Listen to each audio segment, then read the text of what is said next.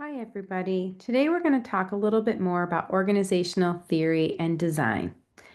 Organizational theory and design aren't just academic concepts, they're a blueprint for how institutions thrive. Let's take a minute and think a bit about an activity that maybe you've done before. Have you ever done the cross your arms activity? So I'm left-handed, but my natural tendency then is to cross my left over my right. So my left being in front all the time. And then do what comes natural to you. Now take a minute, do the opposite of that. So for me, it'd be crossing my right over my left. How did that feel? A little uncomfortable, a little not necessarily like what you are familiar with.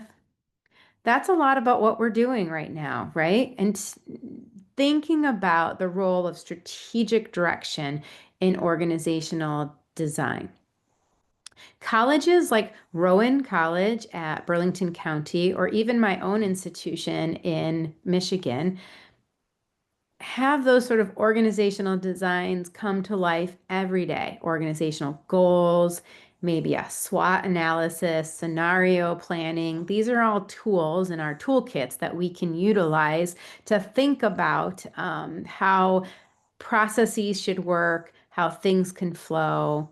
So let's talk a little bit more about strategic direction. It's crystal clear from the mission of Rowan College, at least from my research online, talking to individuals that work at your institution.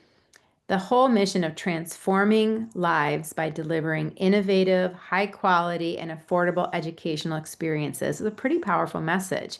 And it sounds like it's not just a statement, right? It's a compass.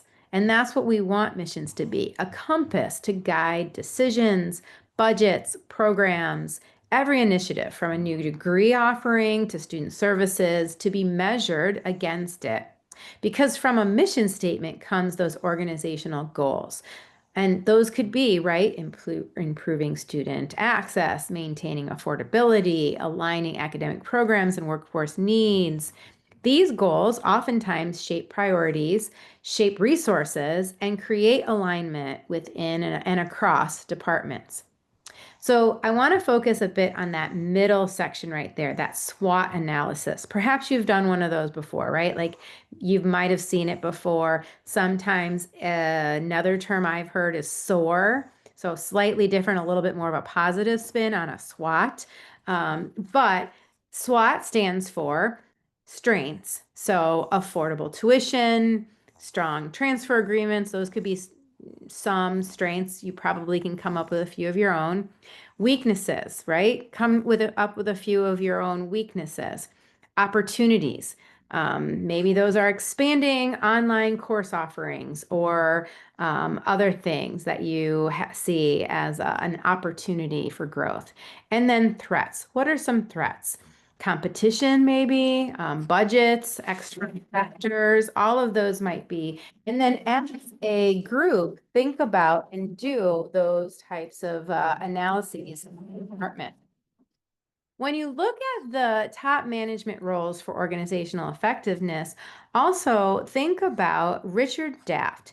He wrote a book that I utilize when I teach my organizational theory and design class.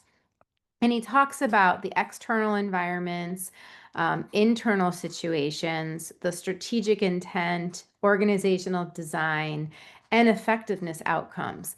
With that, CEO, or in our case in higher education, our president and senior leadership at the top. And then what do they do and how do they play into those roles? Typical operating goals for an organization. This is just a picture from that book, Organizational Theory and Design, that might be helpful for you to refer back to when you are thinking about your own goals. I'm really making him very excited right now, aren't I?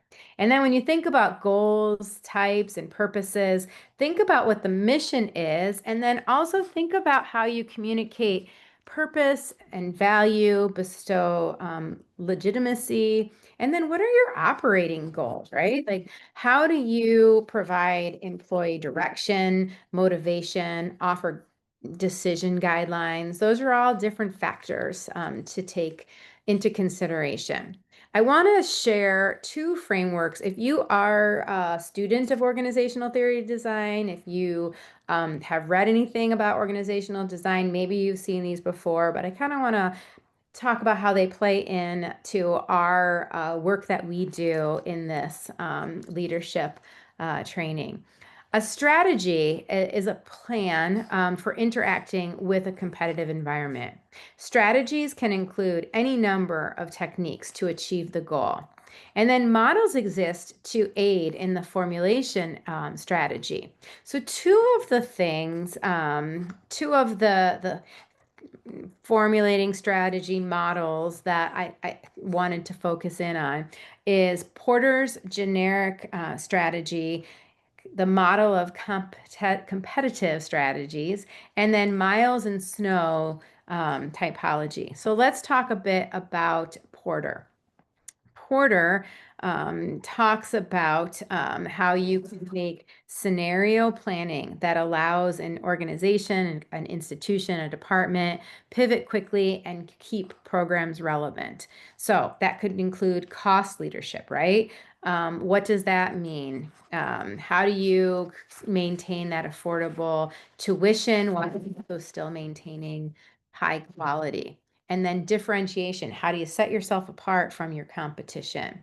And then focus. How do you specialize in programs that are key to the industries in your own region? And then we think about Miles and Snow in a second. The next slide, I'll show you a little bit about those four areas. So here is Porter's, and you see that cost leadership, differentiation, cost focus, differentiation focus.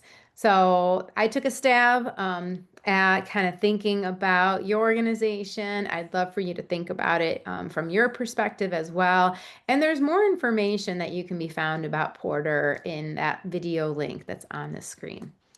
Miles and Snow proposes that firms, organizations, higher educational institutions may employ different strategies, but they can be better understood through a classification of four.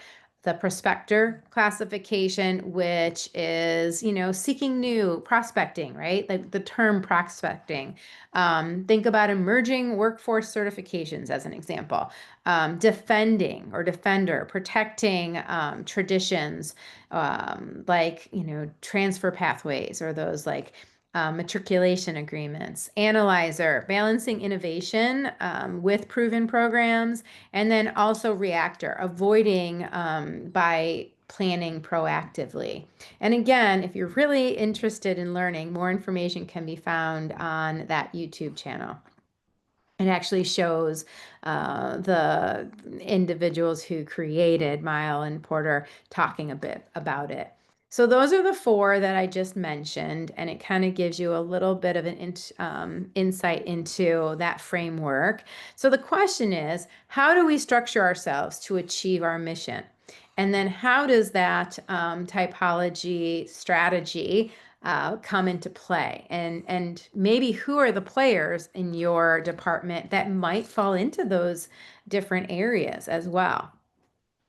When you look at some key essentials about assessing an institution's effectiveness, think about that higher educational connection, right? Institutions measure effectiveness not simply on organizational efficiency, but on outcomes that support the mission. Maybe that's metrics. Maybe that is operational effectiveness or efficiency. Maybe that's adaptability, stakeholder satisfaction. When you align departments with the mission, right, every team's work connects directly to student success, could be an example. Adapting to external pressures, thinking about from policy changes to economic trends, how do you be flexible and adaptable? And then fostering collaboration, so breaking silos, so academic and administrative units work as one. In higher education, just like in life, the right strategy and design makes the difference between surviving and thriving. And your institution's approach, just like this is Perry here, just like Perry, when you have a clear mission, aligning goals and the right tools, you can be innovative, adaptive, and truly help to transform lives.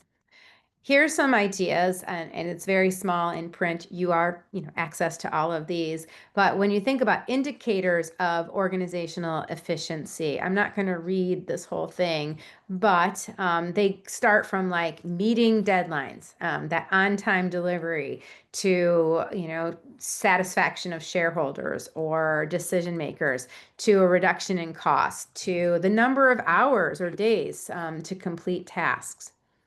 And when you think about organizational design details, here are some examples, right? How do you apply those organizational design frameworks to ensure that your organization can align departments and student services, adapt to external pressures, and foster collaboration, which I think is key amongst all the stakeholders and constituencies? So that's a little bit about organizational theory and design. And as I said, a great textbook that I have used in previous classes is Richard Daft, referenced here. I hope that you are able to kind of take this and go back to your teams and think a little bit more about how your organization fits in and your department fits in to the organization. But if you have any questions, I'm here to help. Take care.